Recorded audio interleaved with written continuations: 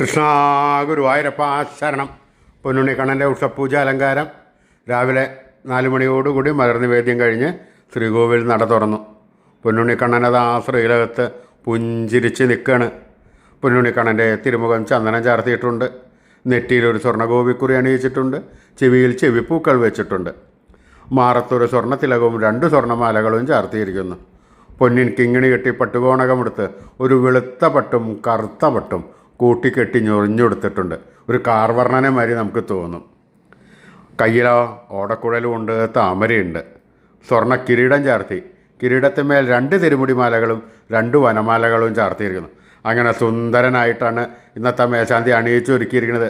ആ സുന്ദര രൂപം ആണ് നട തുറന്ന സമയത്ത് ഭക്തന്മാരെല്ലാവരും കാണുന്നത്. ആ രൂപം നമുക്കും നമ്മുടെ മനസ്സിലേക്കൊന്ന് ആവാഹിച്ചാലോ? എല്ലാവരും നല്ലപോലെ പ്രാർത്ഥിച്ചോളൂ. ആ കണ്ണൻ നമ്മുടെ മനസ്സിൻ്റെ ഉള്ളിലേക്ക് അതാ കയറി വരണു.